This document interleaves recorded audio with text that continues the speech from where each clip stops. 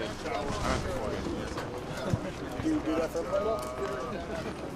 For a fee, Just a squeegee guy? You don't have a squeegee guy, Jake? I don't have, not today.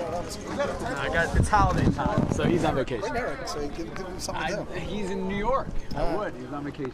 Okay, fire. Last day, how did it look? It's not our last day. We got tomorrow. Today's a Tuesday for us. What we wanted to make sure we got done was a Monday of practice, which was yesterday, our Tuesday of game week, which is today, and our Wednesday, because that's our 3 days that we get all of our game plan in. Our Thursday is always a review day for us. So our guys, before they take off for Christmas break, will get Monday, Tuesday, and Wednesday in. And so our game plan will be in before we go and then reconvene, and then we'll just kind of replicate that when we get down there. So so far so good. First day back, and yesterday we were in shells and helmets and shoulder pads, and it was really good. And then today was good. It was a good tempo, good pace. You know, obviously got to look at the tape, make corrections and whatnot. But for a Tuesday, it was pretty good for us.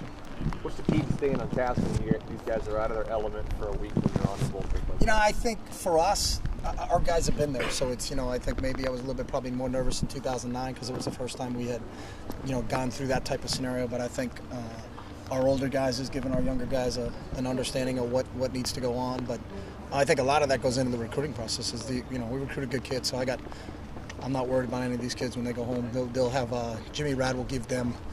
Tomorrow's the last lifting day, but he'll give them something to do, you know, over the weekend, what they got to do wherever they're going home and whatnot. So, and I know this group will get something done while they're away. So they also understand what the task is at hand, and it's a really, really good, you know, K-State team. So we got to make sure that we can't have practice like we've practiced, you know, and get to this point and then take 5 days off from a physical standpoint. So they'll have something, and Jimmy will give them that tomorrow morning before they take off. So.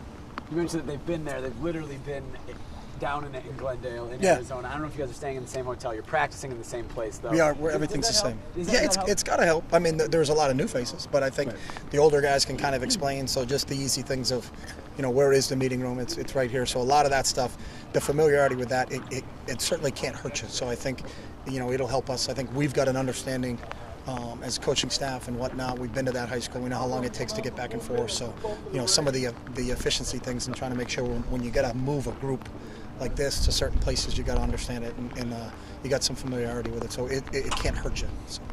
For the younger guys, how important is bowl practice during this time of year? I think everything's important. You get another opportunity. You know, if you didn't get a chance to go to a bowl game, then you miss out. So we're going to get, you know, 15, 18 practices in. So it's beneficial. But we do not. I know some teams, you know, sit the upperclassmen down and just practice with the young guys. But we get enough reps in practice where everybody goes. So, you know, I would argue that our scout players right now are getting more reps because of how we do this type of practice than we did on the other days. You know what I mean? When we were going ones versus ones, twos versus twos, threes versus threes, at least they got a break. Some of our scout players, you know, give us a yeoman type effort in terms of how many snaps they get on a day like this, and because we don't have a ton of guys from that standpoint. You know, it's usually a scout offense going against a first and second defense, so those kids are out there for a while, and the same thing with our kids defensively. But you know, they're growing.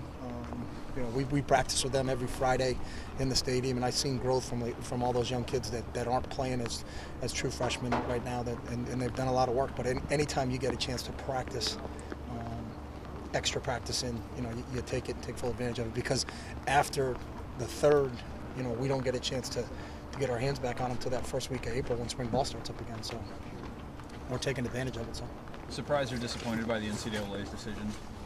No, really got no feeling on it one way or another. You know, it's they have a process and a review that they go through, and until they make their findings public, we can't really comment on it. But we've cooperated fully. I haven't spoken to them until I think over a year now. So all these processes seem like they take a long time, but not surprised by any stretch of imagination. So. Any sort of frustration how long it has taken? Nah, I mean, I don't have any.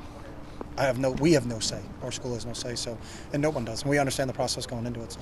Does it come up in recruiting any more than it did last year? I haven't had one question in recruiting about it. So. How involved are you in the discussions now? Or is that something you've I haven't talked to anybody in literally a long time. Last time I spoke to anybody was when we had inquiries, and that was over a year ago. So. Thank you.